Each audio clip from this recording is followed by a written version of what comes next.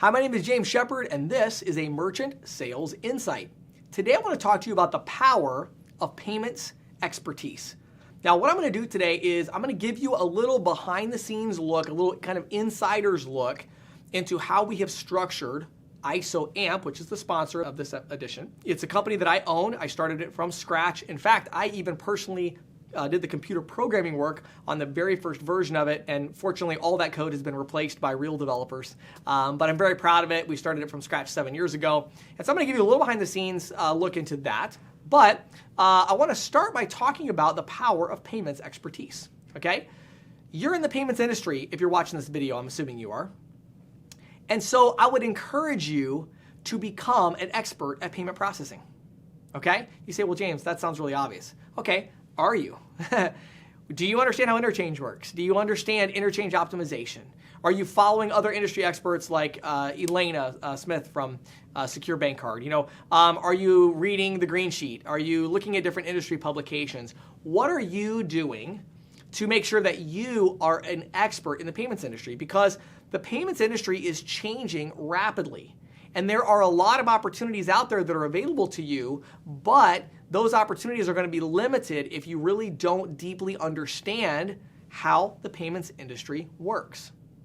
So let me give you a couple of recommendations of things that you could look into. Again, number one is industry publications. Listen to my podcast, the Merchant Sales Podcast, other podcasts out there. Again, follow Elena Smith on LinkedIn. She's always posting really interesting, informative things. I read, every time she makes a post, I read it personally because I don't want to miss anything because she has some good content.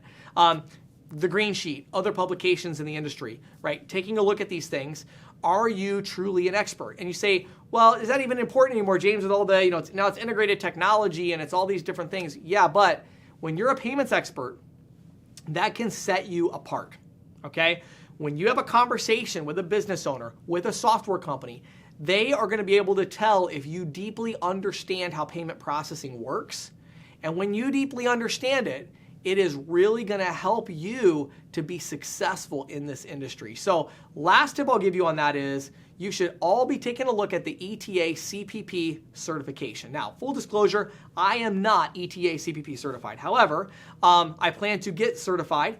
I've never done it because frankly, by the time I found out about it, I was already pretty much an expert in the payments industry, but I love that certification. I think it's great. I have hired people on the ISOAMP team that are ETA CPP certified because it is a recognized industry certification that says this person knows about the payments industry, right? So if you're not ETA CPP certified, check it out. Okay, now I want to give you a little inside look at ISOAMP and how we take the power of payments expertise to help you, our clients, with statement analysis.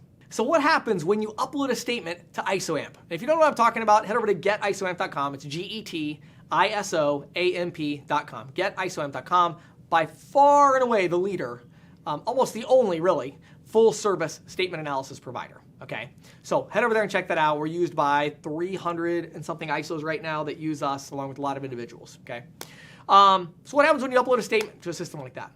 Number one, the first thing that happens is we leverage AI to pull data from that statement, okay? So we leverage all kinds of different tools for that. We actually have now 3 different data sources that we use on a statement that comes in. Depending on the type of statement, we have different ones that we found are most accurate at pulling the data from the statement. Now, if you send us a native PDF document, like a true PDF, not a scan that you converted to a PDF, but a real PDF where it was, from the portal, we actually pull the data from those in about 1 second. And it hits our system that quickly. And the text is always completely correct because we are just reading the data from the PDF. Okay, so a native PDF document, we do those really quick. They hit our system really fast, and then it pulls in. The next thing is the scan. It takes a little longer, usually 30 seconds to a minute to pull the data from it, because we hit different sources. We want to get it right.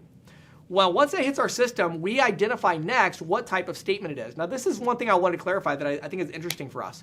And it's funny, I can share this information. I'm not at all worried about our competitors copying this because the way we built our system was brutal, meaning it was so expensive and it was so time consuming. I'm not worried about anybody ever trying to do it again, okay?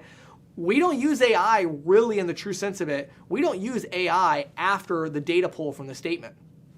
At that point, we have custom code that we did for every single type of statement. So we identify what type of statement it is. Is it a first data statement? Is it thesis? Is it elevon? But that's not enough. Which kind of thesis statement is it, right? There's a lot of different ones, different tables, all of that. So we identify that.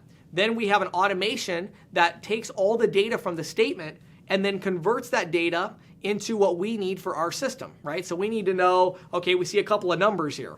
Is that the volume? Is that the number of transactions? Is that the transaction rate? Is it the volume rate? Is it the total? Like, what's this number? Well, we have automation built for each type of statement, for each table on that statement to know what that data is that we pulled in, okay? So we pull that in. This is why it took us like a long time to build, right? We pull that in. Next, we go to categorization. Now, by the way, at that point in the process, especially if it was a scan, odds are at least 1 or 2 or 3 of those lines of fees are going to be wrong. Like the the extraction of the data was incorrect. The AI made a mistake. What are we supposed to do? Do we guess and say, well, we want it to be fully automated, so let's make a guess? No. No. That goes to one of our human analysts, people who are W-2 full-time employees of our company who have been trained for years by ETA CPP certified professionals, have trained them, and they've seen thousands of statements, and they pull that fee up. Now, this is really cool. We also have a system where our analysts can search for a fee name, and they can see every single time we've ever seen that fee, how it was categorized, right? So we have all these tools built in. Our system was never built to say we want to exclude human interaction. On the contrary, we wanted to exclude you, our client, from having to do anything with the statement, right? We don't ever call you and say, can you let's go over this together and figure this out, right? Like, no, we are the experts. We will figure it out, right? It might take us an hour. We will figure it out. It might take our data entry team 20 minutes, an hour to key in something that was garbled when it came in. We will do the data entry work. Like, we will do the work. We will do it. It will be done right, and we will do it ourselves. You don't have to worry about it. We get it done. So as a result, we have some payments expertise to pull that off. And again, what we found is, especially with scans, you can try to automate all you want to, but the only way you're going to fully automate is if you're making some guesses along the way. You really got to go in and you got to change some things to make sure it's right. So we have text, then we do the categorization and say we know what all these fees are, right? Then we get to the final screen. On the final screen, we have something called the validation rules. This is one of the keys to our success. Validation rules are thousands of rules, again, not AI driven. These are rules that people on my team who are experts and myself, we have found things where we said, oh my goodness, there was a mistake made, right? If we ever make a mistake, okay, we have at any point in the past, if a mistake has been made, we create what we call a validation rule to make sure that nobody can ever make that mistake again. And it checks and says, wait a second, the estimate for interchange is way off from the statement amount. Something's not right. We need a human to look at that, right? Those types of things. But I mean, every imaginable thing that you could think of that could go wrong with an analysis, we have a validation rule for that now so that we don't make mistakes. And if a mistake is made, there's a big red arrow at the end and it won't let the analyst send it to the client. It says, hold on, you can't send this yet. We noticed these 3 things. This is not right. Now, here's the exciting thing. If the data entry goes well, right, and we get all the data correctly, especially if it's a native PDF, if the categorization goes well and we categorize everything correctly, and if we get to the end and there's no validation errors, meaning everything looks like it checks out, we actually now have instant turnarounds. I'm not going to make a big deal about it and a big announcement yet because it's a very small percentage of the statements, but we do have that instant turnaround now where if a human doesn't even need to look at it, it gets turned around. But here's the thing.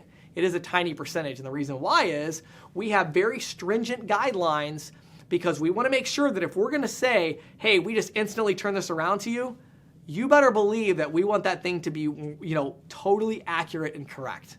Now, over time, you're going to see that percentage grow, and I'll make a big announcement once we get to 30, 35, 40% of the statements are fully automated. But at this point, we already have the full automation there. But here's what I think, I'm even more proud of than that. That's been a long road, but you know what I'm even more proud of than that? If it's not fully automated, our average turnaround time, 13 minutes.